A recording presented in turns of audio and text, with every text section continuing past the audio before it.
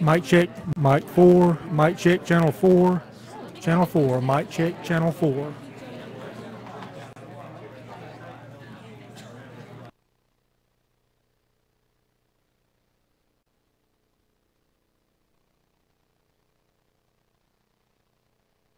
Channel 3, mic check, channel 3, mic check, channel 3.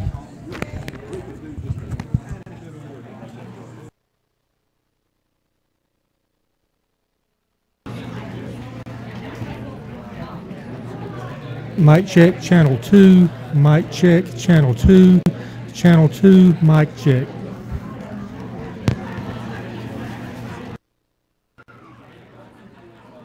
Mic check, channel 1, channel 1, mic check, channel 1, mic check, channel 1.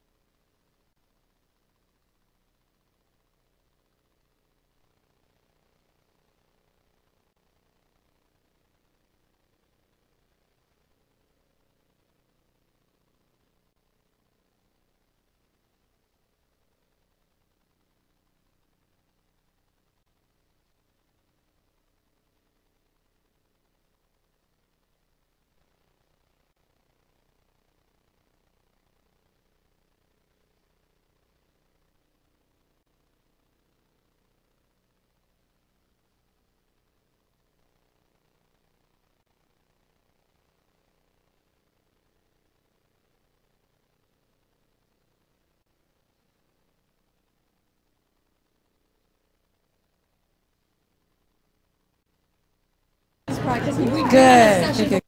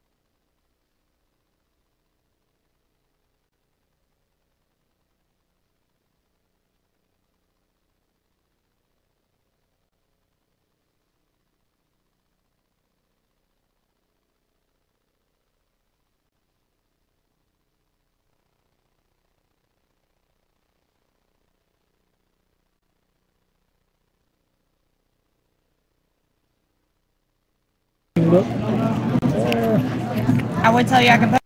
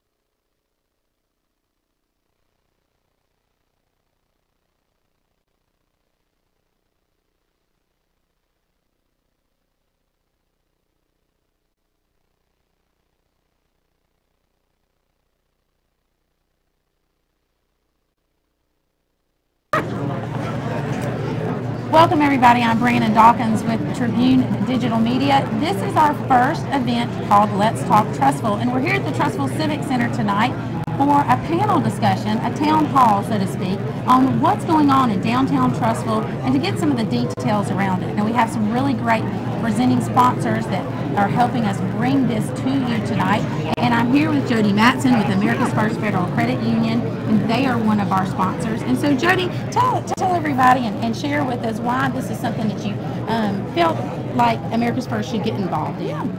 So I'm Jody Matson again with America's First Federal Credit Union, and we are a presenting sponsor tonight, or a sponsor tonight, sorry.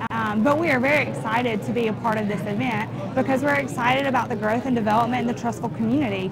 We've been serving the Trussville community since we opened our branch in 2003, but the Birmingham surrounding community for much longer than that. And we kind of, our core strength and mission is our community involvement. So we're proud to be here tonight and excited to serve the community, especially as we continue to develop and grow. Well, we appreciate your sponsorship and helping to bring this to everybody, not only who came to the Civic Center tonight, but people who are at home watching. So those of you who are at home, we have more to bring you, and we'll be back after a moment.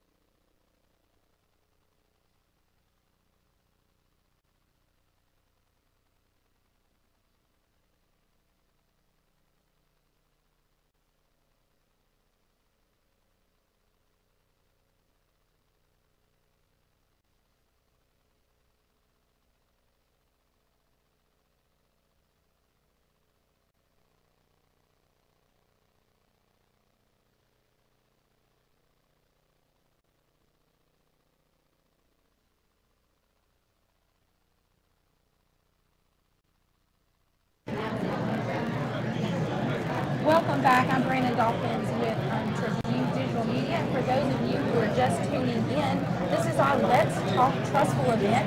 It's hosted by the Trussville Tribune here at the Trussville Civic Center tonight. There are still seats in this house, so you can come on out and join us. If not, you can stay tuned in live here on our website.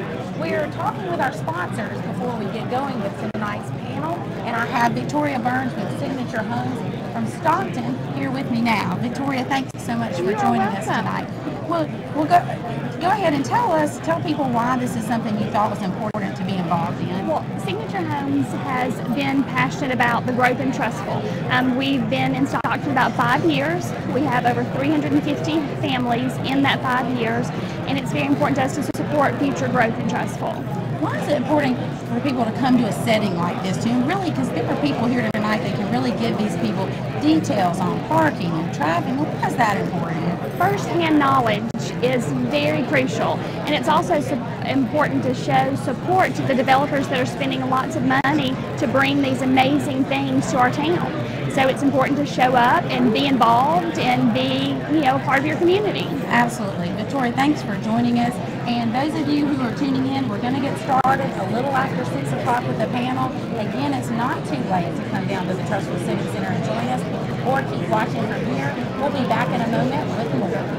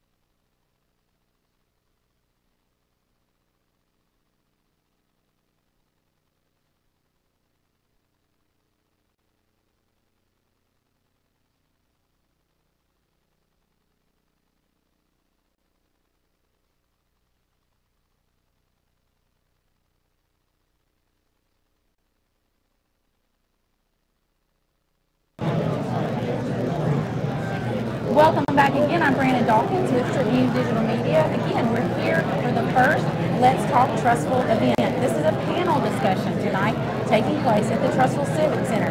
It's hosted by the Trussville Tribune. We have many more sponsors that we want you to hear from. And I'm here now with Tim Peake, who is with Riders Harley-Davidson. Tim, thanks for joining us tonight. Glad to be here. Well, tell us why this is something that Riders Harley-Davidson wanted to be involved in. Well, we've been in this community since 1992 and very interested in the direction that it takes and the growth, and just enjoy being here and meeting people.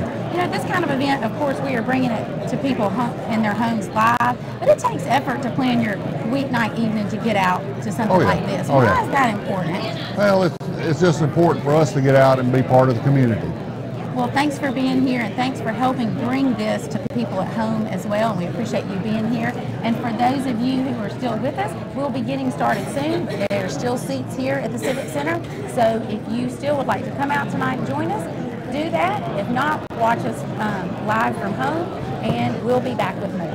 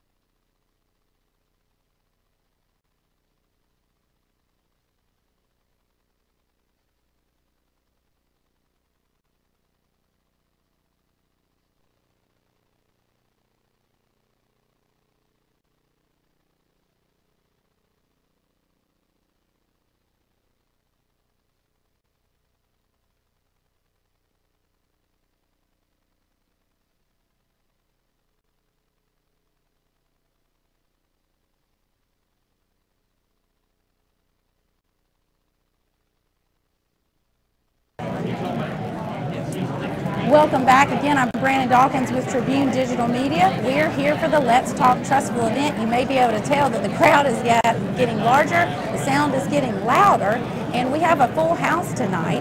This is the first time we've had this event. We're at the Trussville Civic Center. We're going to get started at 6 o'clock, but we've had some important sponsors who have helped us bring this event to you. I'm here now with Kevin Sargent, who's Vice President of Operations with Brick Realty. Kevin, Brick is involved in a lot of things in our community. Why did you feel like it was important to be involved in this specific event? Well, we are looking forward to moving our office to the cornerstone of the downtown Trussville area and the old Braden's building. And so we got quite a bit vested in the future success of downtown Trussville. So we obviously want to be a part of all the information that's getting out there for everybody about what's coming, what's happening. And again, I mean, we're going to be a focal point, so we want to be as involved as we possibly can. Why do you feel like it's important that people pay attention to these type of events and that they make a point to come and hear from the people directly involved in this kind of planning? We have major changes coming to downtown Trussville. Why is it important to pay attention as just a resident? Well, it's going to affect their home values. It's going to affect their school zones and districts. It's going to affect the local economy, which again in turn affects. It's fully cyclical. It's going to affect the homes again, and affect the schools, and bring taxes in, tax revenue. This will be great. Well, thanks again. Brick's always really fantastic about sponsoring our events. Thanks for being here and helping us bring this event to people tonight. And again, we'll be getting started pretty soon. We'll be back with more.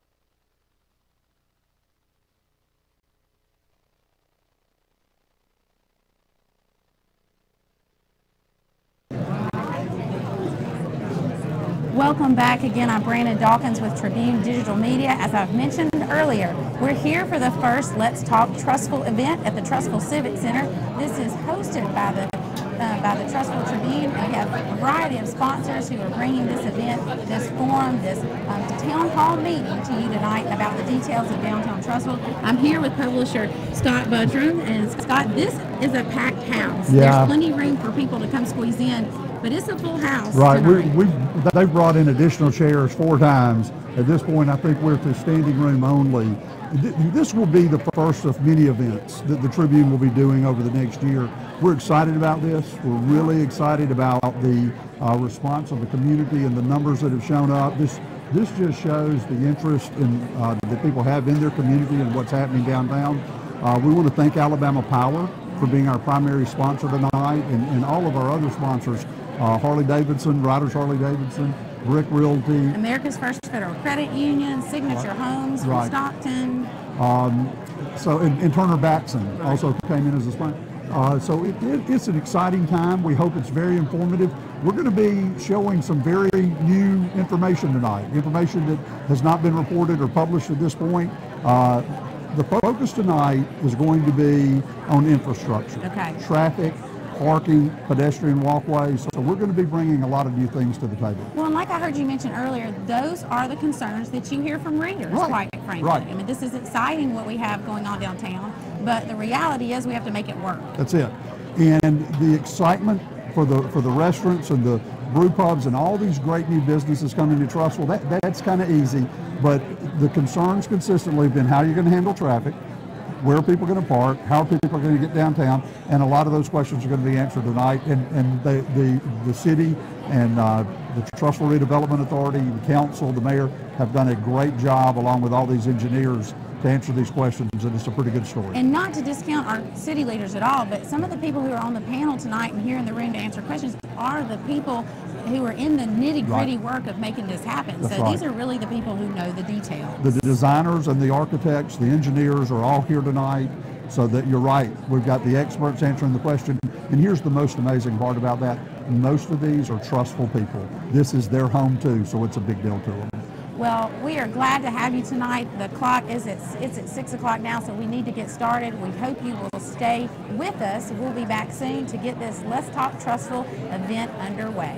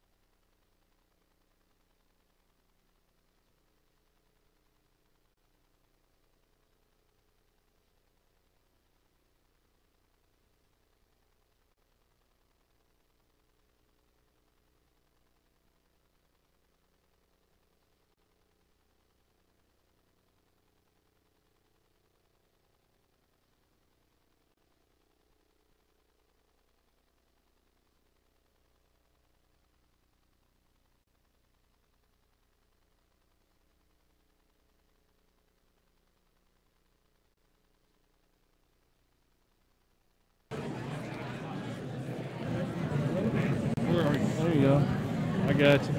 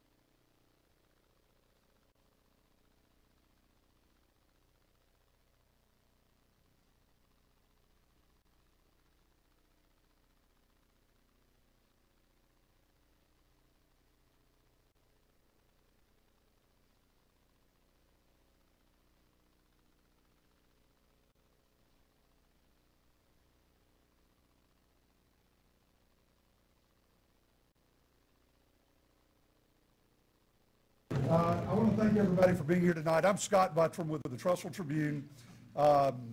We thought we might have a good turnout. I think we may have underestimated the interest in Trussville and the interest in downtown.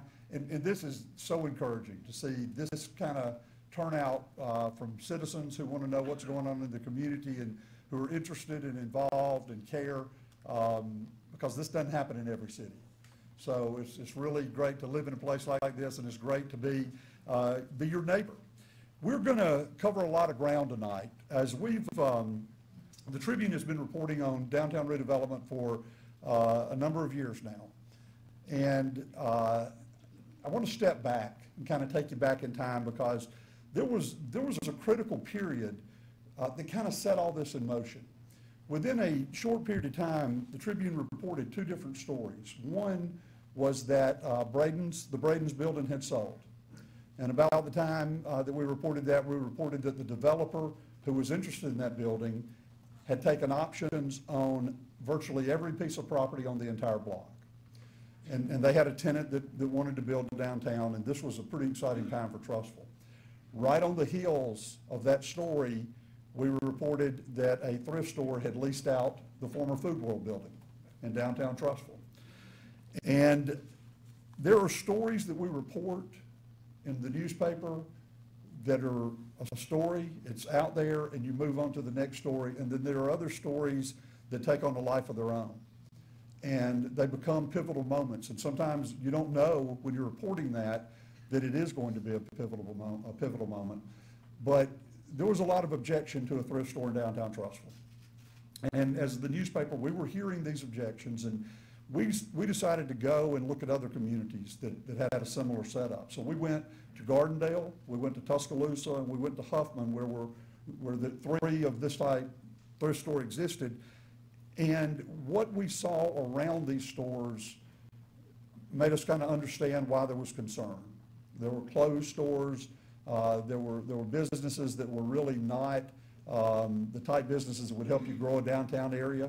And our council and mayor at the time decided to step in. They created the Trussville Redevelopment Authority and took steps to stop the thrift store. And just to clear this up, we can have thrift stores in Trussville. It was just the downtown area. So there are areas where one could locate tomorrow if they wanted to, but they took action to protect the downtown area, and at the same time they began to set up the redevelopment of downtown and recruit new businesses and look at the infrastructure. Well, that was kind of a slow process, as we all know. We kept asking, when's this going to happen, when's this going to happen? But an interesting thing happened in that process, in the process of the word getting out that downtown redevelopment was on the table for Trussville, is a lot of developers started contacting the city, and there was a lot of interest. And this started to grow, and the enthusiasm and the optimism began to grow. And with the new administration and some new direction, things are happening very quickly now. Probably the biggest decision that the council made was saying, we're not looking at all of downtown anymore. We're looking at one corner. And we're going to get this corner right, and that's affectionately referred to as Quad 1. And since that time, a lot of businesses have been announced. A lot of restaurants, a couple of craft breweries, all the type things that you'd like to see come to your downtown. It's happening now. And we're going to talk about that a little bit. But as we report these stories, we kept noticing the same concerns coming up over and over. And those concerns were traffic and parking. And if you've noticed, we don't have an abundance of parking downtown, and if you've ever driven on Highway 11 during morning rush or afternoon rush, traffic can be a problem. So this is what we're going to be looking at tonight. And we've got we've got the mayor up here, but we've got some of the experts, some of the people who helped engineer and design traffic and parking and infrastructure downtown. So you won't just be hearing it from elected officials, you'll be hearing it from the people who have actually done the work. Before we go any further, I'd like to recognize some people that are here tonight. And first of all, we want to recognize our sponsors. Alabama Power is our primary sponsor tonight. We appreciate all they've done to make this possible. Trussville Gas and Water is our digital sponsor. Y'all one audience, but there is another audience at home. All of this is being live streamed through TrussvilleTribune.com. So everybody in Trussville can watch it. If they can't watch it tonight, they can watch it at their convenience. So I imagine there are a lot more eyes on this tonight than just the folks who are sitting here.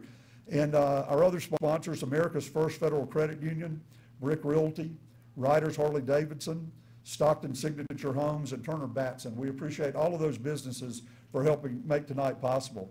Also, we want to recognize the Trussville City Council. The councilman, if you're here, please stand when I call your name. Perry Cook, Alan Taylor, Zach Steele, Jeff Freeman, and Brian Plant. These guys are important. Remember their faces. After we get through tonight, they're going to hang around and answer questions.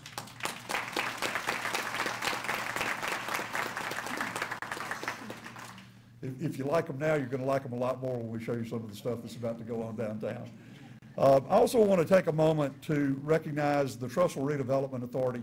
This is an important group, and for the last 5 years, they have done a lot of the heavy lifting in laying down the foundation for what you see happening today.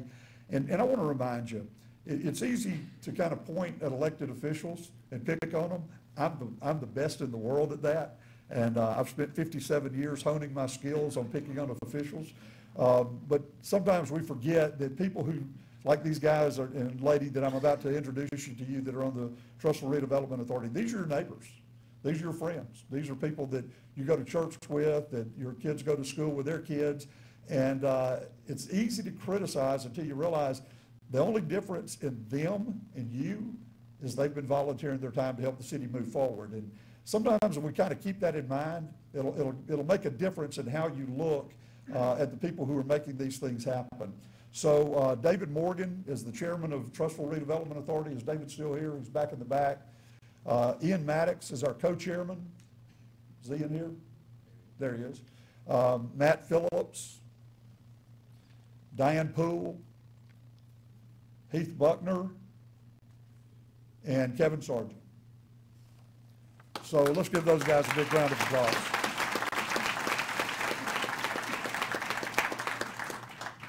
Now I want to introduce to you the folks we've got up here at the podium. First, to my immediate right is J.T. Murphy with CCI. Wait there, buddy. That's right. Mayor Buddy Choate. And then Dave Reese with Turner Batson.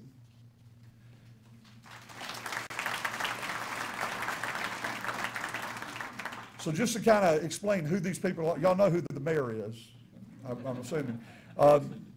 JT has done a lot of the engineering, the traffic engineering, parking engineering, sort of. Is that correct? That's right. Most of the public infrastructure tying it in with what the architect's vision is. Okay. And speaking of the architect with the vision, that's Dave Reese on the other end. Dave, if you would kind of wave to everybody.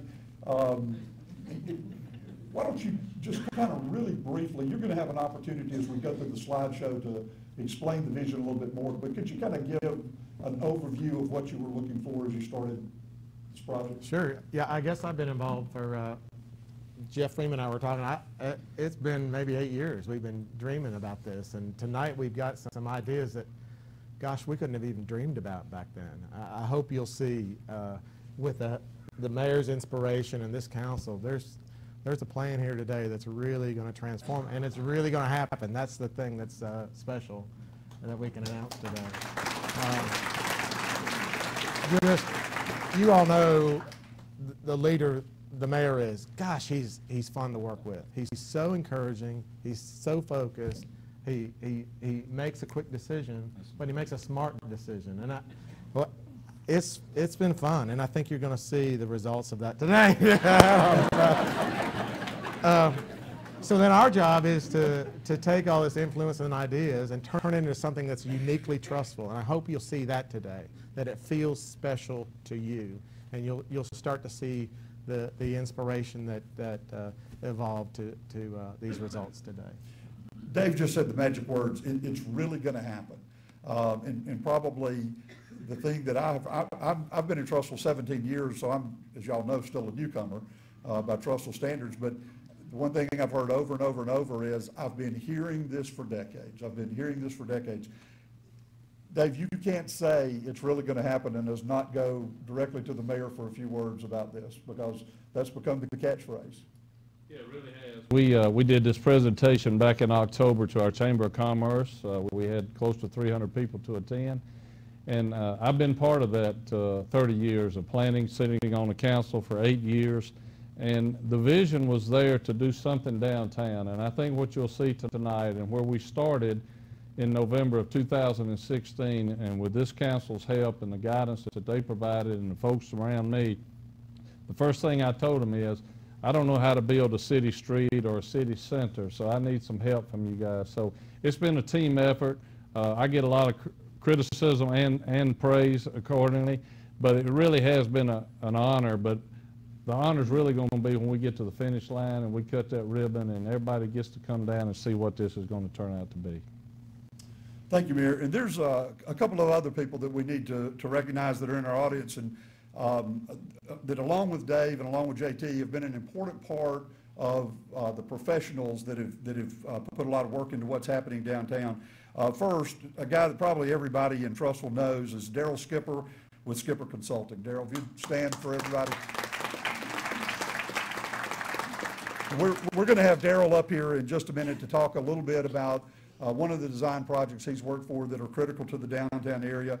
But we also want to recognize Ryan Collins from Dix Height. And I'm actually going to bring these guys up right now, let them speak for just a minute or two. We'll start with Daryl. Daryl did the design engineering plans for the most popular intersection in Trussville, and sometimes the busiest intersection in Trussville, the Main Street and Chalkville Road. So Daryl, if you could just come up and kind of bring people up to speed on that a bit.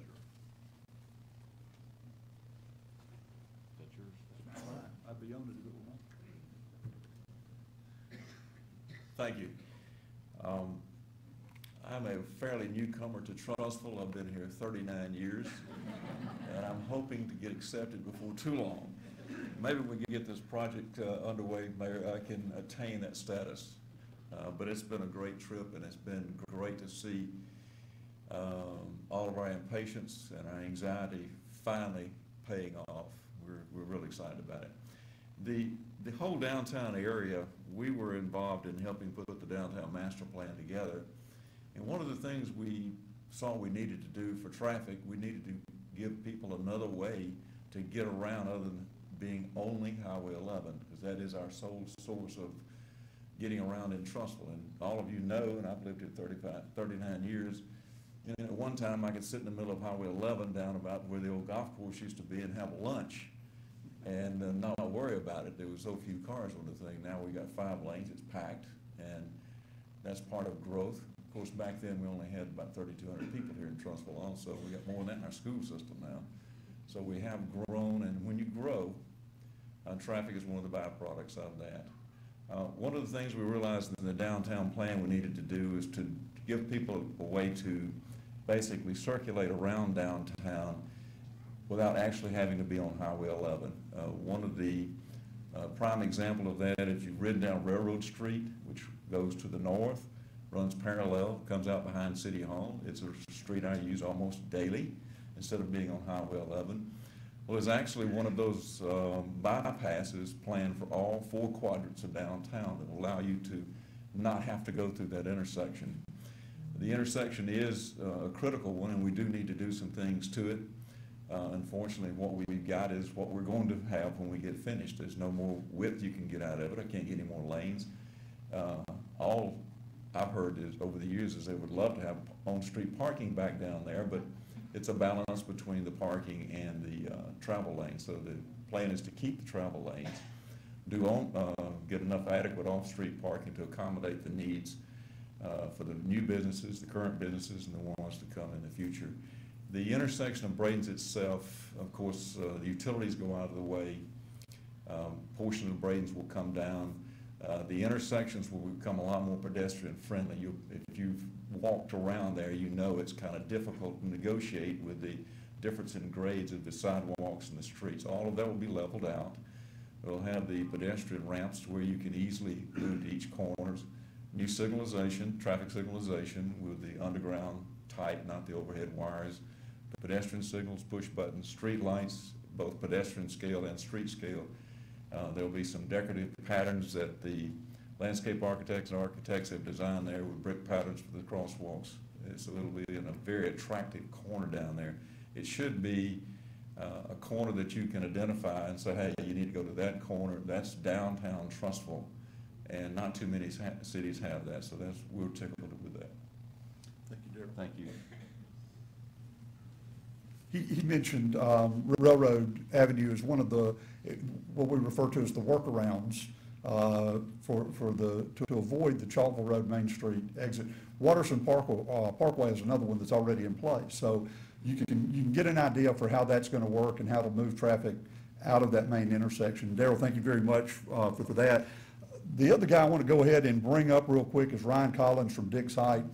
As we talk about infrastructure, what we're really talking about in terms of traffic and parking is moving people. And downtown Trussville has a very unique asset in that a lot of people aren't going to drive downtown. A lot of people are in walking distance. And this is an area that Ryan and his company worked in. So Ryan, I'm going to let you come up and kind of tell that story. Thank you. I'm glad you mentioned that. And I was really excited to hear Darryl, a traffic engineer, talk about pedestrians, because that's really is the lifeblood of a downtown area. And Trussville has a great built-in advantage. It is already very walkable because of the number of households located close to the downtown core and the grid system that's already in place. And so our job is really to make the best out of the situation you already have and make sure that pedestrians have a great place to get out of their cars and sit in the shade and gather, bring their families, and have events, host events, and make sure that all the businesses can be walked to, and you can park your car and walk for an hour or two. And that's really our job, is to stitch together what JT's team is doing with the engineering, what Dave's team is doing with the buildings, and we're really excited to be here and be a part of this. It's going to be a fantastic project. Thank you, Ryan. Let's go back to JT real quickly. And JT, talk a little bit about the work you've done in terms of roads and traffic. Yeah, so what we've done in terms of roads and traffic, looking at, we've got, like Darryl said, we've got Railroad Avenue that has already been built, but in addition to things that we're looking at, we're kind of calling it a 4-quadrant loop, okay? Because we've got quadrant 1 in the southwest corner, and so this 4-quadrant loop, you've got your northeast quadrant up there by Edgar's, so basically looking at taking Van Circle right there and routing it around to connect to Chalkville Road up there near where the Baptist Church is, and kind of mirroring that on the other side. Right there where the Methodist Church is, coming around and connecting Glen Avenue, kind of where the new Marco's Pizza is. So taking Glen and extending it around, connecting to Chalkville Road. I should mention that we're also looking at doing a couple of new signals. Signal right there at Glen Avenue where Marco's Pizza is. I know Marco's would be pleased. All those properties right there on the corner would be pleased to have a red light. And what that does is really helps people that come down to the district to have a better way out to Highway 11. That's always the thing everybody asks about, is what is the traffic. And you not only want to bring people in, but you've got to figure out a way to get people out successfully so that traffic flows smoothly. So that's kind of what we're looking at right now. Okay, we're going to go ahead and start a slideshow that we think will give you a good example and a good overview of exactly what's going on in the planning for downtown. This was prepared by Dave Reese's group. I'm going to kind of start with the first slide. These were the goals when the downtown project started. So you can see that from the very beginning, the second thing on the list, improve vehicular access, provide safe, convenient parking, upgrade the appearance of the streetscape, create a thriving entertainment district, and the very first thing is to attract and revitalize the right types of businesses for your downtown area. So from the beginning, traffic and parking and moving people around downtown were part of the focus. Again, we report all the restaurants that are coming in, the craft breweries. I mean, these are exciting things. My wife and I have been driving to Avondale to eat at Common House, I think every 2 weeks since they announced that they're coming. And we need them to get here just to save on gas. And it's going to be great to have that, but without the infrastructure, this stuff's going to be really hard to enjoy. So that's what we're going to talk about tonight. And the thing that I want you to understand as you look at this is this has been the focus from the very beginning. The infrastructure was always something that we concerned ourselves with. I say that. I used to serve on TRA until just shortly ago. So I've been a part of that, but I've also seen the council and these engineers work on this. So that was the goal from the beginning, and now we're starting to have an opportunity to show you where we're going with that. So that's the Braden's Corner, and we've talked about that. Daryl Skipper shared the information on that. That's going to be a key crossing point for pedestrians and for traffic downtown, no matter where you park. You know, we're talking about Quad 1 tonight, but as Quad 1 develops, people are already looking at Quad 2, Quad 3, Quad 4. Edgar's is coming in on a different quad. Moe's Barbecue is on a different quad. So being able to connect and get from one place to the other by foot traffic is going to be important. So Daryl's plan at Braden's Corner is going to be critical, and that's what it looks like now. And here's what it's going to look like very soon. Now, Dave Reese is going to take over the slideshow in a few more slides, and one of the things he is going to show you is how these designs are constantly changing. It starts with one look, and then somebody comes along and wants to buy property, wants to put a building in. So this is a constantly evolving plan. The good news is everything is evolving in the right direction. So what you're seeing there would be the corner Braden's building gone, and a brick plaza with a fountain. Daryl had mentioned a place where we can all meet. My grandmother used to talk about meeting under the clock in Loveman's in downtown Birmingham. So this will kind of be a public gathering area in the downtown, and that artist rendering may be Brick Realty.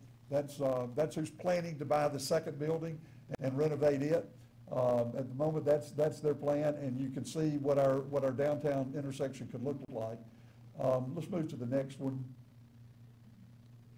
So when we talk about Quad 1, sometimes, you know, we're kind of using shop talk, and we might give the impression that we just assume everybody knows what Quad 1 is. Everybody's familiar with the straw hat, the three-eared rabbit. That corner is what we're referencing when we talk about Quad 1. Okay, this was one of the recent drawings, I say recent, probably October, that the Tribune published some of the updated drawings showing downtown. This is Quad 1. If you can figure out where Main Street is at the top, and then Chalkmore Road going along the right-hand side, so you can kind of get your bearings there, and that shows the new brewery. It shows where Slag Heap Brewery will be going in at the corner of Main and Morrow, and you can see we've created some public parking there. As I mentioned, everything is evolving, and one of the things we're here to talk to you about tonight is traffic and public parking. So let's go to the next slide, and you can see what's evolved since October. All that additional public parking on the left, that's property that the city recently acquired. Mayor, do you want to talk about that in a minute? I'd be glad to. We hadn't bought it yet. That's why we're passing the plate tonight with this crowd. The price went up. We actually have all of that property under contract with the exception of one parcel that we're working with, but that was a goal from day one. We went to the property owners. They were not interested in selling at the time, and we were starting to get more movement in the Marr Avenue development than we were expecting in a short period of time. So we knew that we could not be successful developing what we wanted to in the Marr Avenue, Beach Street area without extra parking and overflow. So we worked very hard. Council supported everything we did. TRA worked with property owners. I met with them, and so as of today, everything except one piece of property, a small parcel, is under contract. There's a rumor that we could close by the end of this week, and if that's the case, then it's all hands on deck, because as you can see, that's such a vital part to what we want to provide you and our guests that are coming into the city. I think the mayor started that rumor, so we'll see how that turns out. Let's go on to the next slide. Scott, I want to mention a couple of things, if you don't mind. The connection that this is 12 acres now. We've got 12 acres contiguous from Chalkville Mountain all the way to the grocery store. Okay, and that's what we consider now Quad 1. You see how we can tie in now. This is Beach Street that ties all the way to the front of the grocery store in an east-west connection. I'll lose my. You got it? Yeah, that's Beach Street is what they're talking about. Is Beach Street connecting to the grocery store parking lot. The other key piece to this is the new light at Cedar Lane, which is just north of that. There's a new traffic signal that's going to allow you to safely take a left-hand turn out onto Highway 11 and out of that grocery store. Right now, you try to take a left in a busy time, and you know how hard it is. It's impossible. So this is going to give you. It's not going to slow down traffic on 11. It's just going to time things nicely to allow you to leave exit safely. Okay, let's go to the next slide. Okay, we're getting into the entertainment district now, so I'm going to turn it over to Dave, and he can talk about kind of the progression from October to where we are. We've got some before and after images, and I'm going to step away and let you guys handle it. Brandon's going to step in. Brandon Dawkins, if you'll come on up, Brandon. As soon as Dave gets through taking you through the slideshow, we're going to open the floor for questions, and Brandon will handle that. We've got a public mic right here, so you can come up and ask your question, and then Brandon will repeat it for our audience at home, and we'll get the right expert to answer it for you, okay? Thank you, Scott. I'm going to kind of take it from Dave for a moment. This is where we started. This is where the vision was created, and I can tell you, as sitting on the council, trying to decide where to start redevelopment in downtown was a challenge. We changed our minds several times. I think most of us could agree. We decided on this, and this is the area that we felt like was going to be the most productive for our city to move forward with what we wanted to envision for the future. So that's what we had to work with as of now. That was the vision we showed in October, where you show the new businesses coming in with a pavilion there, stage at the end that backs up to Pinchgut and the railroad down there. You can see some buildings. You see the streetscapes that Ryan was talking about, the sidewalks, the trees, just real pedestrian, family-friendly, oriented kind of space. Now we move on to today. This is moving towards Highway 11, where the Bell properties used to be located there on the right. These are the conceptual drawings of what can and will become a reality as we move forward. Dave, if you want to touch on that. Yeah, and I think the exciting thing is the public-private unification we've had here. With Kobe Lake and his team, he's acquired a lot of the properties nearby that's allowed us to develop in a way bigger than we would have ever guessed. So he's acquired the Bell properties, which are basically on the west side of Morrow, the brewery up in the upper left, and then there's some new parcels, two restaurants on the upper right, and the stage up in the center. It makes it a place now. It's not just a couple of buildings. Now it's a place. We can go to the entertainment district, a lot of restaurants, a ton of interest, as you can imagine, and something super special for Trussville. Yeah, let JT touch on that. And I'd like to add one other thing is, if you look closely at the picture, you know, as we got into this development and started trying to work on the plans, us civil engineers always looked at it and said, man, where are we going to park? Where are we going to park? The running joke around the office was somebody had walked by my office and said, JT, looks good, where are we going to park? So one thing that's kind of new to Trussville that you'll see in this picture on Morrow Avenue is to try to take advantage of the space that we had, was to come in and actually put in some on-street parking. So we're able to utilize the space in the current city right-of-way and actually add more parking versus just having off-street parking. Okay, next.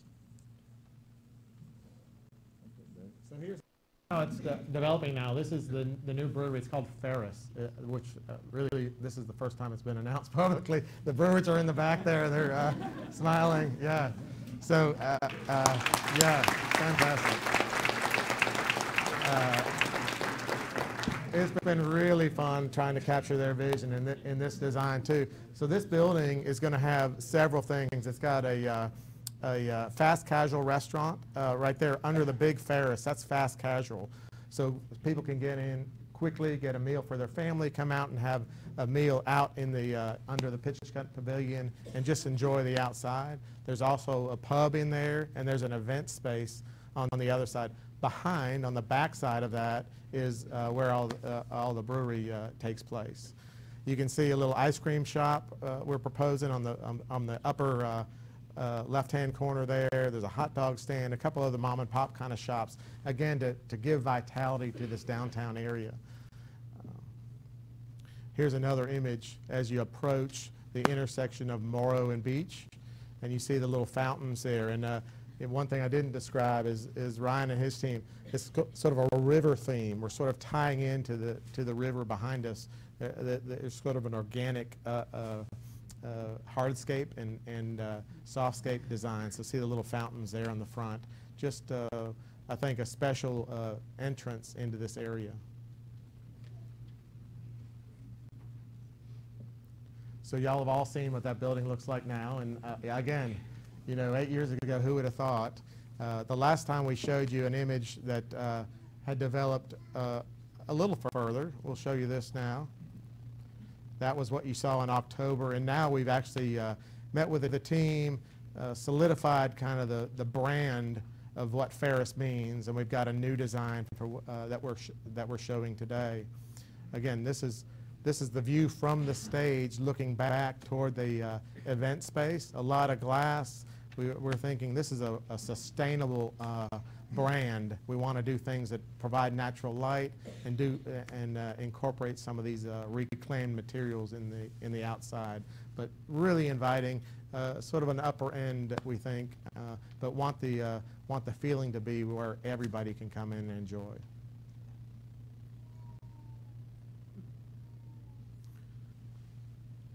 That's where our stage will be. Somewhere down at the end of that road. We've got a design we showed in October. That's a turfed area in front. It's not natural grass. It is turfed, where you can have events on the stage. You can also bring your own chair, bring your own blanket, whatever you want to do. That's where we were in October.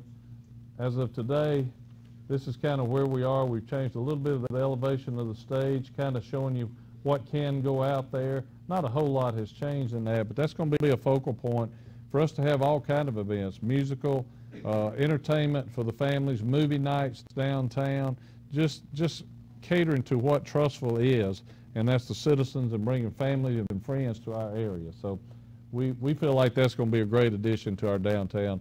If not one of the main drawing cards, it'll definitely be one of them. The new Melt restaurant that we showed in October, really nothing has changed on it. That's the design of it. Melt is currently in Avondale. A lot of you are familiar with it. They have food trucks and they have a restaurant there. They were one of the first to commit to coming out here. They'll be directly across from where the brewery is, and we're excited about that, for them to buy into our vision for Trussville. Next, the city bought this building several years ago.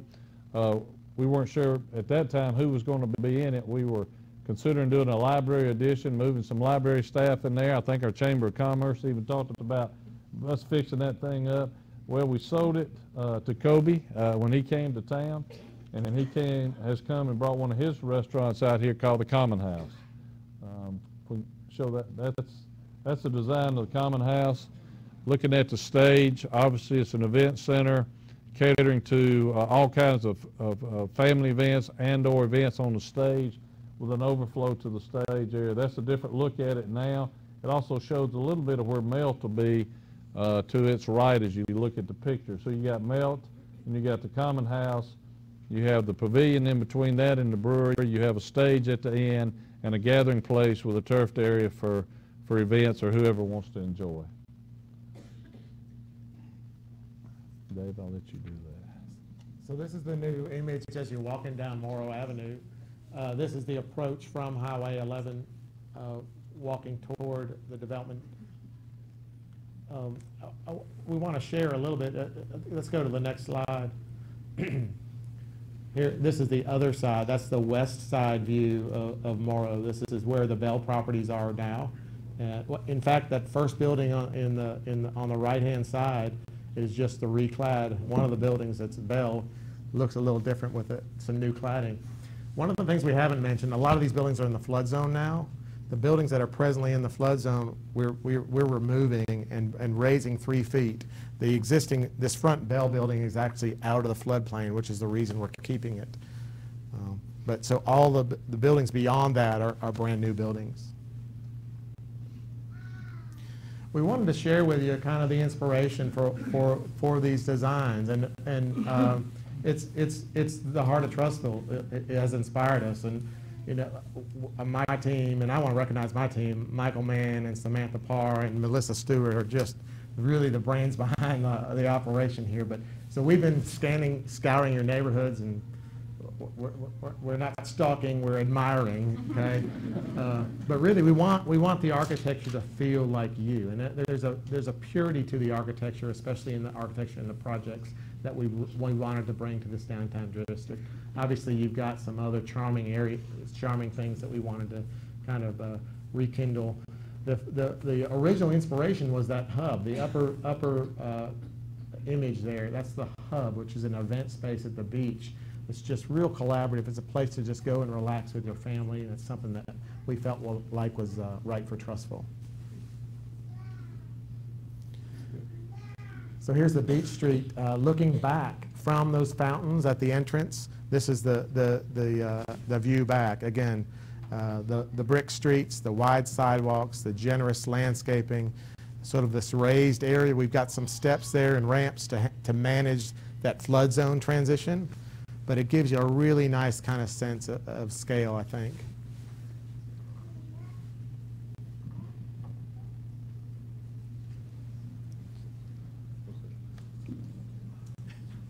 We're doing right over here. And that's what I get excited about. I think they do too. I'm sure everybody else here does too. You know, you've got all these plans to come in with this great development, and you see these beautiful buildings, but I know that, you know, everyone in the audience and most of the public asks, okay, where are we going to park? And we understand, and the urban designers with Dick's Height, those guys understand that not everyone is going to drive to downtown. A lot of people, you've got the Cahaba projects, you've got a lot of neighborhoods that are within close walking distance of this development. So the intent is to provide enough parking for this thing to be sustainable, with the understanding that a lot of people are going to walk in or ride their bikes in, or, you know, push their baby in the strollers in. You know, I'm a young dad, so if I were closer, I'd probably walk in. So over on the west side of the development, we do have this parking. So that's and I should say that Skipper is also involved. Skipper's really helped us with a parking study, and not just looking at the space available, but looking and telling us what the development needs for it to be sustainable.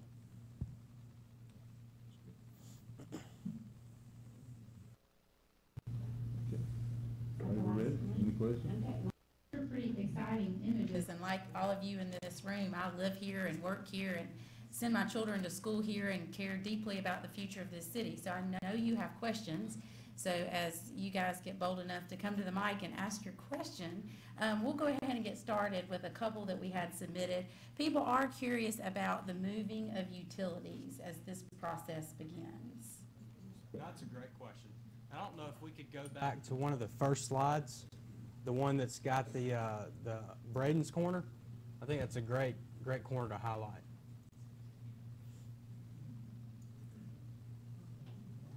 We've gone through quite a few already, haven't we? There we go. All right, so stay right there. All right, so if you look at this picture and the next picture, one thing that you'll notice a big difference is the overhead utilities. Okay, you see kind of clear airspace there. Well, what we've been doing over the last year, maybe year and a half really, is we've been working with Alabama Power, CenturyLink, and Charter very closely to come up with a plan that helps kind of improve the aesthetic. It's hard for a civil engineer to say aesthetic, but there it is. To improve the aesthetic of downtown Trussville. You know, it all started with just 2 poles right there at the Braden's corner, asking questions about how can we move those poles to really improve the look of this corner. In doing so, we really broadened our picture here, and so the plan now is for the main corridor through downtown Trussville, so around Waterston Avenue, Glen, and down to around about the cemetery on Highway 11, and then from the Pinchgut Creek up to about the Methodist Church. We're looking at removing the overhead utilities from those roads to really just improve the look of downtown. And I want to give big props to Alabama Power. We've got one representative in the crowd tonight, Miles Hull with Alabama Power. I don't know if he wants to stand up and maybe wave for just a second if he's still around. There he is. He hates me. But I want to say that Miles and his team that we've been working with have been great. Just kind of helping us think, not just kind of us tell them what to do, but really help us in looking at what are viable options. So that's one thing to see coming along this year as well. Anybody want the next question? What's the time frame of getting all this done? That's not fair. You took my next question. I don't have a question for dead space. Time. He wants to know about the timeline. Yeah, so do I. I've kind of put these guys on a schedule myself, but let me kind of bring you forward.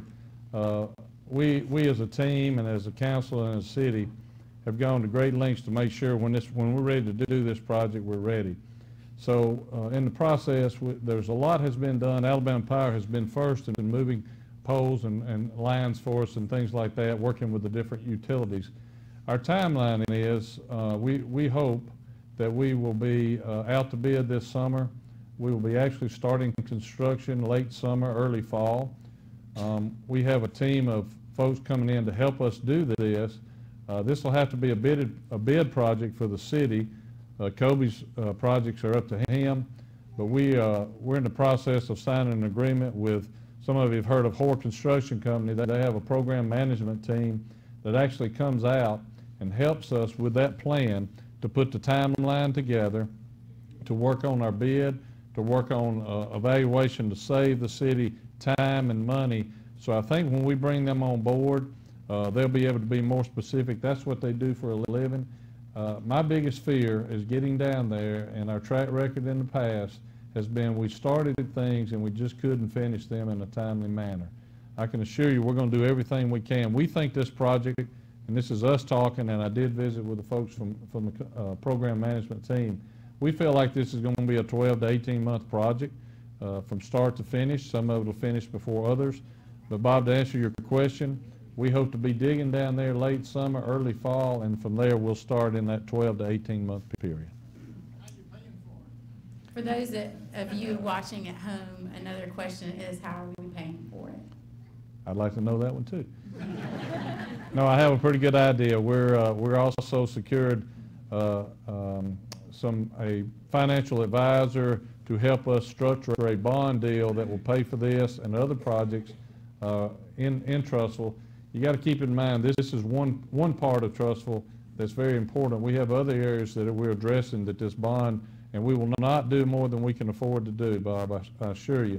But we're going to tie in, the whole program manager will come out and evaluate the projects that we want to do, and we're working with our school system on some improvements they're doing. We have some road projects, the Valley Road extension up to the Pinnacle Shopping Center. We have a plan where we're looking out here at some property across the street at some multi-purpose fields for our parks and recreation on the back of this building. We have a consultant working with the design to put a new pool in for our community. Just things like that, but the main focus is going to be on downtown. And once we determine what that cost is going to be and how much we as a city can afford and be comfortable in making that payment, then we'll move forward with the bond financing. A question in the back. My name is Charles Mudman, and I'm a homeowner here in Trussville. And I built a home in 1976 on the corner of Snake Hill Road in Chocolate.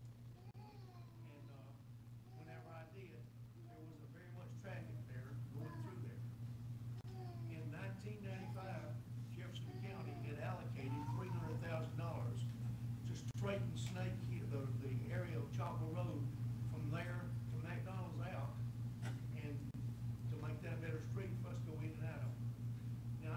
that's got nothing to do with downtown.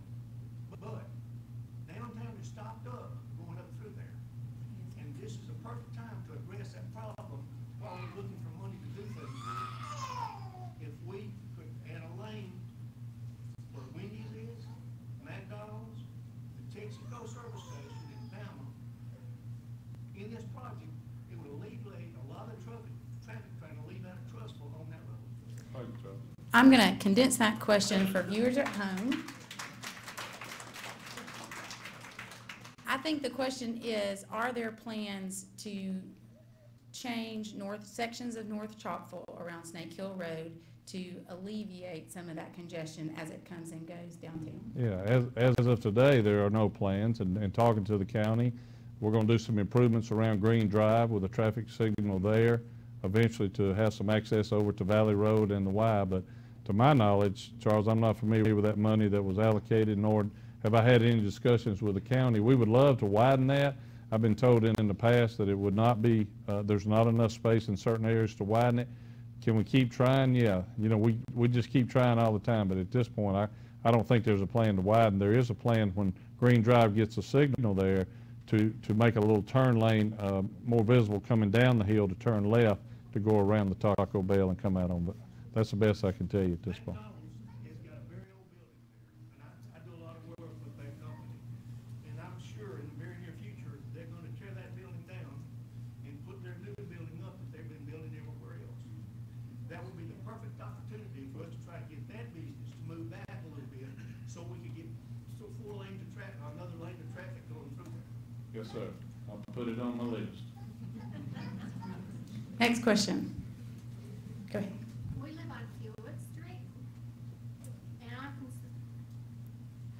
we live on Hewitt Street, and my concern is all the traffic when you take down Braden's, it's gonna come down Hewitt Street, tear up our road, run over the kids. Well, actually, I think JT addressed this earlier. Our plans are to come down to where Raymond Best's office is, right there where that street turn, I think it's Tally, if I remember. It turns and goes between the Methodist and the Baptist Church. That's one of the two connector points to keep them off of Hewitt Street as they come down North Chalkville towards downtown. If they're going to try to bypass downtown where the main intersection, there will be two access points there with a signal where they can turn right to go to the west side of Trussville or turn left to go to the east side. Yeah, but is that gonna be done before Braden's is knocked down? That's part of the, what I was telling you earlier, that's part of the overall projects that we're looking at. It's already being surveyed. We already have a plan. JT and his company is working. Darrell helped design some of that. So it's in the works. It probably will not be done as soon as downtown, but we hope to coordinate it where it's pretty close. I think we have a question on this side of the room. Hold on. I was going to add to that real Go quick. ahead. I think what she was asking is during construction, perhaps. So what we'll do, we're not there yet. We still got a good ways to go, but whenever further down the road, we will pull together a traffic control plan that indicates the connecting roads, the roads that people should use in lieu of Highway 11 whenever work in the intersection is being completed. So things that we will take into consideration are residential streets, commercial streets, the condition of current roads whenever we route people around, because there will be a headache for a little while this thing's under construction. Linden Street will still be open. That's right. And Linden Street will still be open, and we've already got Railroad Avenue that's currently open as well. So. Question on the side of the room. So I've got twofold questions. One is what are the plans for recycling, for sustainability? I know you guys are going to have a lot of traffic, and I've been to the parks that you guys are built right across from the City Hall, and all I see is one garbage bin. And I know a lot of people use a lot of, plastic bottles. Is there a plan to actually put on recycling bins along with it? And the second question is, on the parking, is there a plan to actually have charging stations for electrical vehicles? Well, I'll say that, right now, I'm a civil engineer. I'm not an environmental engineer, so the recycling question, I don't think I can really expound on that. But the question about the parking, no, we don't have any charging stations right now. But maybe if Tesla wants to come in and foot the bill for a few, huh?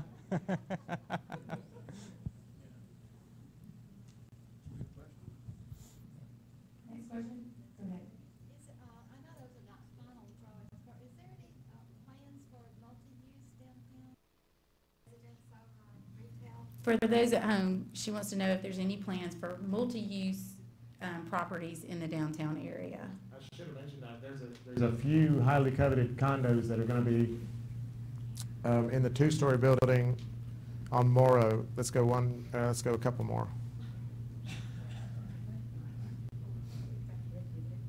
Those will be two-story. There's 4 condominium units that are in that building and the Aqua building, and there's potential for some condos on the other two-story building also.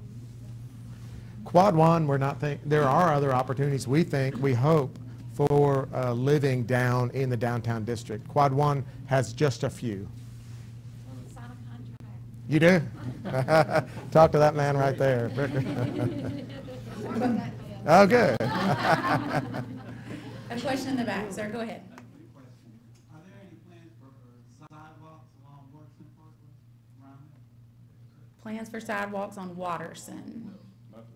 I'm aware. I'm not aware. Yeah, not that I'm aware of. We're going to go as far down as Cedar Lane on that side, going through the shopping center and all that. We don't have any plans currently to go across Watterson at all.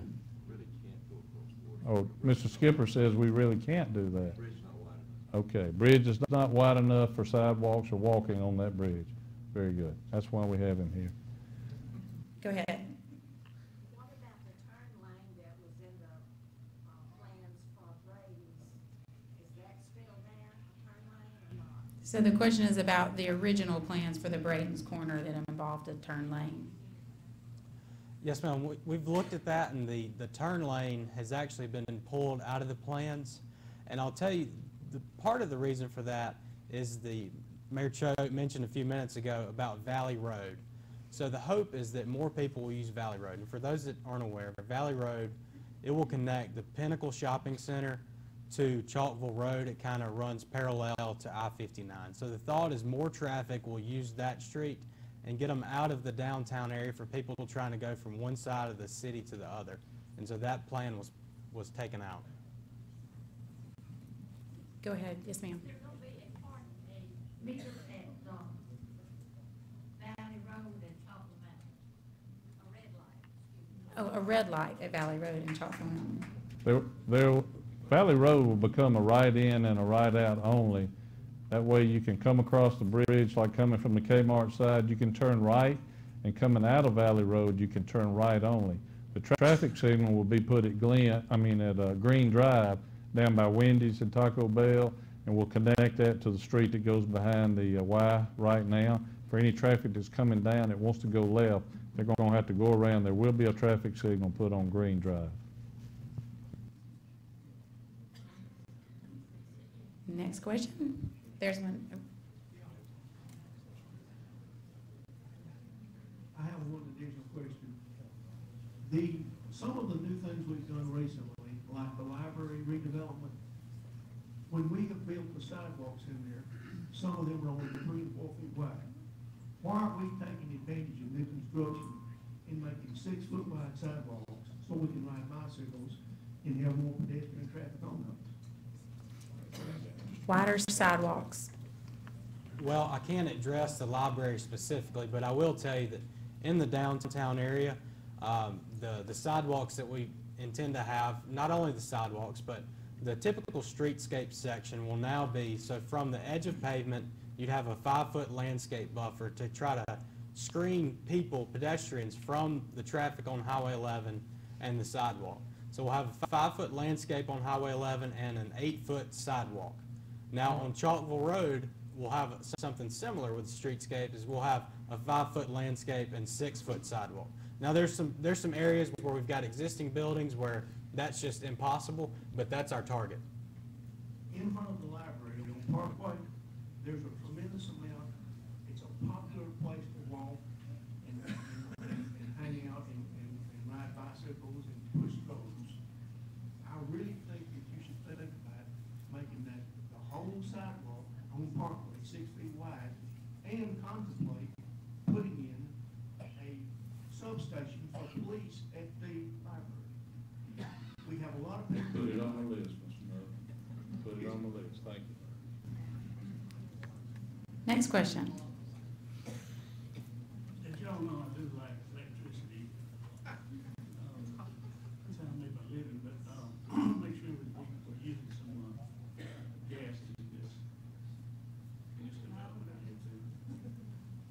asking, are they going to use gas? Well, yeah, I mean, you know, Oh, yeah. I think that's a given. No doubt about it. and we already got our utilities underground too. Yeah, Leland Docker is chairman of our Trussville Gas and Water Board. We're glad to have Leland here. They're one of the utilities that is helping us with gas and water and doing whatever they can to help us move forward on the city, and I appreciate it. Thanks for getting the plug. We have a question right here on the third row. What property will the Methodist Church lose, and what structures will be torn down on the Van Circle? So the question for those of you at home is about property around Trussville Methodist and the surrounding homes. Okay. The Methodist Church property, the existing sanctuary and the parking lot, we're going to take the road that's there now, Tally Street, and go down. The only property that the Methodist Church owns would be the little house, it's a little white house on the curb back there. That's the only one that'll be on that side. On the other side, we're talking about possibility of only one house because we're going through some existing businesses, through some property that comes out by the Board of Education, and then it's going to connect the van. It's not going to really take any houses over there. There's one that's on the corner that we're just looking to see if we can alleviate possibly having to take that one with us. Go ahead. Joe McGee, thank you for a wonderful presentation. Quick question is, how many estimated parking spots are in the renderings that you have currently? The number of parking spots in the renderings. It's 407 in what you saw today.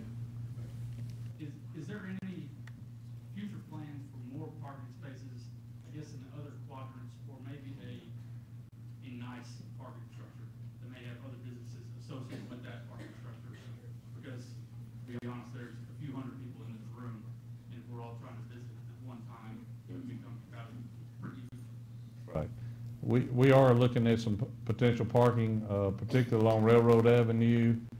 We do have the public parking on Highway 11 that we have under lease for 10 years, and we're always looking to acquire the possibility maybe of some more parking. We've even talked to a company out of Florida exploring the idea of even a low-level parking deck at some point for access to the downtown area as well. Go ahead. Again, I'll second a great presentation. I know a lot of the concerns that we're hearing right now has to do with the immediate impact of this development. But Mayor, if you would, talk about the long-term economic impact of developing Quad 1 and the way that you guys have laid out and how that would impact the city moving forward. The long-term impact of developing Quad 1. Right. We think the success of this project will obviously enhance our coffers, our revenues. As you know, we rely on sales tax tremendously in this city as well as everybody else. Until we get a final number on exactly how many businesses are going to be there. But the positive to that is that the businesses that are coming are new businesses to the area, so anything that it generates is definitely going to make a positive impact, not only in what we can provide from city services, but also to help us continue to grow. I think our infrastructure is one that we continue to look at, Kenny, and to try to grow that. This downtown not only provides opportunities for growth in downtown, but look what it'll do to protect home values in Trussville. People want to be here with a great school system, our parks, our city services. So this is just a plus, is the way I look at it, Ken. Thank you. Next question. Go ahead. I just want to make one more comment, and it's kind of in regard to this. I live up on Cherokee, and forever that fence was up there and the weeds and all that. It is wonderful now to go by there. There's people on that park. They're there day, night. It's just like that neighborhood has come back to life. Yeah. And I just want to thank you for the heartbeat. It is just so exciting to see people using that. I mean, I don't care what time you can go, daytime or nighttime. People are walking their dogs. They're using that. It's just wonderful. And I can't imagine what this is going to be like. I just want to thank you.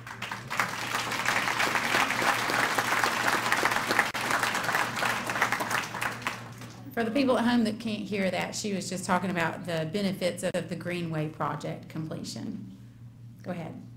I'd just like to add to the lady's comment that one of the reasons that it is so popular is because at the veterans, the memorial for the military dead, there's a place to park your car so you can go walk. So it all revolves around parking. As we know. Next question.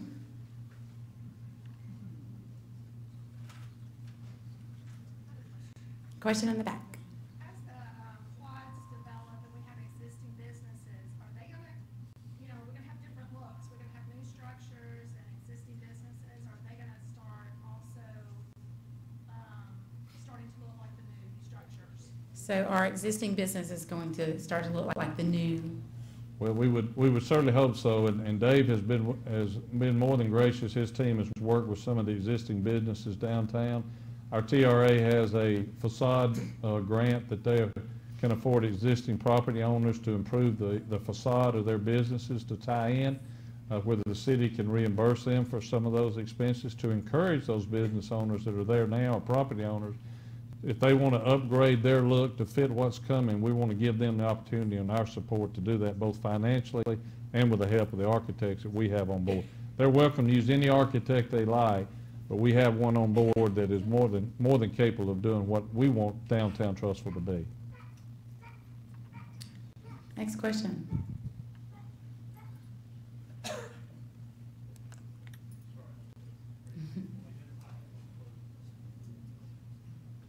Thank you very much. With the addition of the traffic lights near your Marco's Pizza, the inevitable result of having 3 traffic lights there pretty close together will stop traffic quite a bit more on Highway 11. What are we thinking about as far as the ability to keep that traffic moving? Because it's not like we can do away with that. Right. Darryl, you want to address that?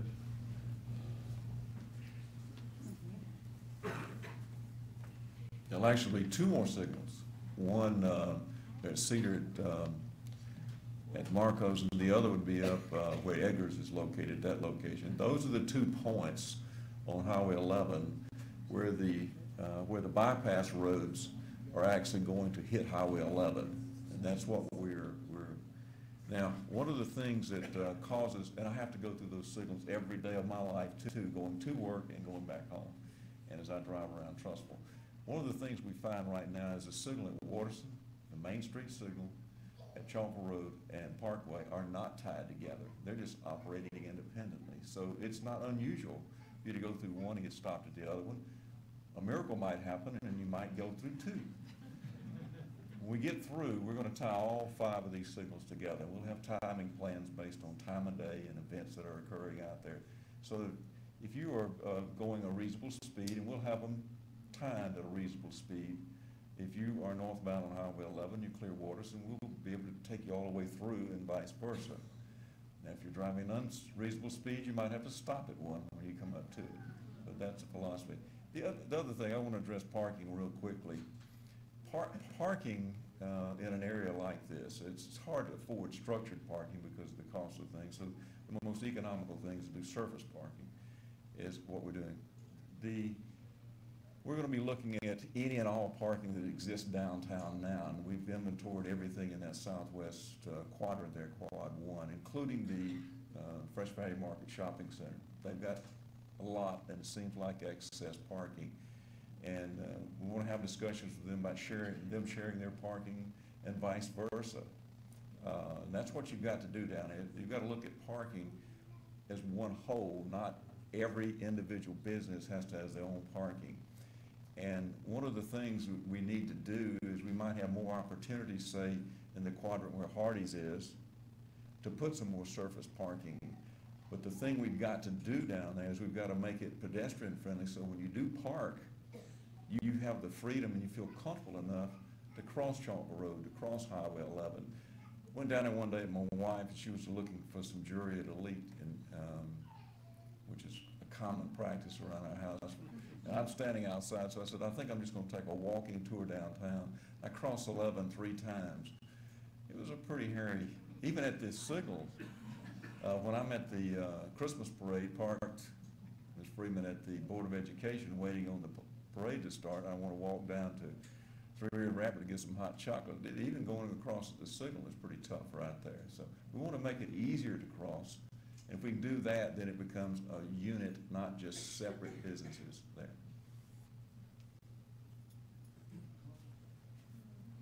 Next question? Go ahead. Has any consideration been done on the possibility of a shuttle service? The consideration of a shuttle service for downtown. Have not got that far, John. That would be something, once the center's there and we find some area to shuttle to and from, the city and/or private could enter into an agreement. At this point, we hadn't got that far into it.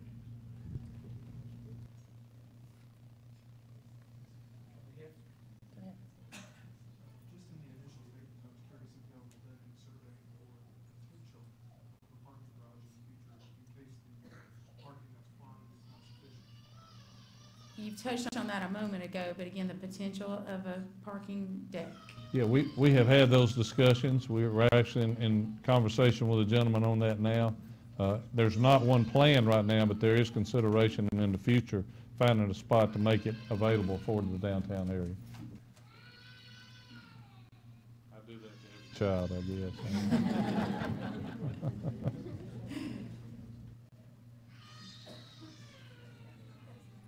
We have a few more minutes. Additional questions?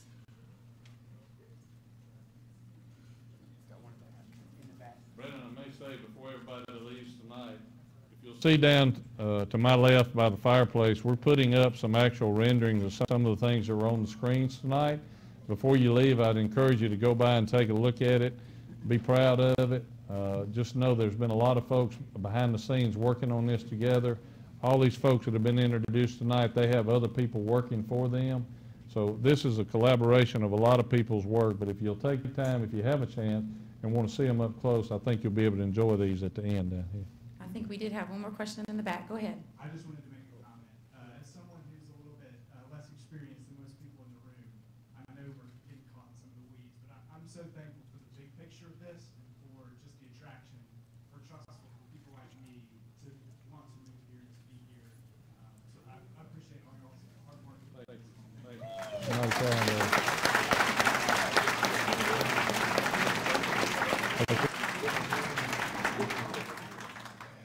I want to thank everyone again for coming out tonight. A weeknight, a school night, and to see this kind of turnout, to ask questions about what's going on in your community. Again, it's just refreshing to live in a place like this, and very appreciative of all of you.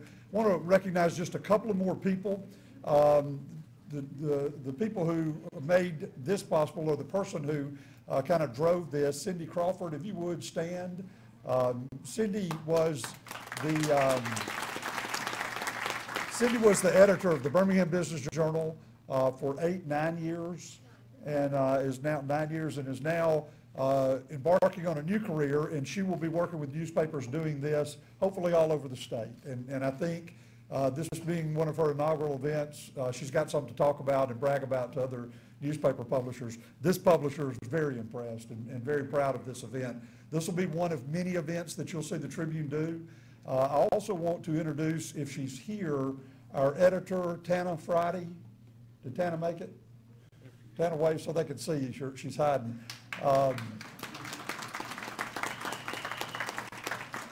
Tana does an outstanding job with the Tribune. We're really, really proud of her and everything she does. Finally, when you get home and you talk to your friends and your neighbors who maybe didn't make this meeting, or maybe they showed up and turned around and walked away when they saw people literally standing in the hallways watching and seeing what was going on, tell them that everything here has been broadcast to the internet. It'll be up on our website for about a week. It'll be on the web in perpetuity. And we want to thank Trussville Gas and Water, who has been our digital partner for several years, and all this cool digital stuff that you see your little bitty community paper doing, we're able to do it because of Trussville Gas and Water and their support, and it allows us to do really terrific things for this community. So if you see Mr. Dockery before he gets out of here, thank him that you're able to enjoy the virtues of technology. As the mayor mentioned, a lot of the renderings that you've seen tonight are on display around around our sponsors' booths. Please take a minute. I'm going to ask one more time before we let everybody out. Would everybody in the TRA and the City Council please stand?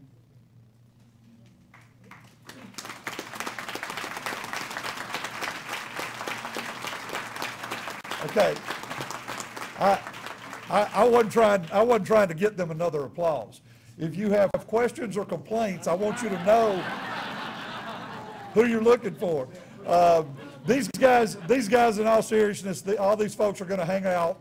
So if you have additional questions, if you wonder what's going on, or maybe your question wasn't answered tonight, grab one of them. And they put in long hours and a lot of work and a lot of time on this, and they can help you and kind of explain some of the minutiae that may have been missed tonight. Again, thank you so much for being here. It's great to live in a community like this.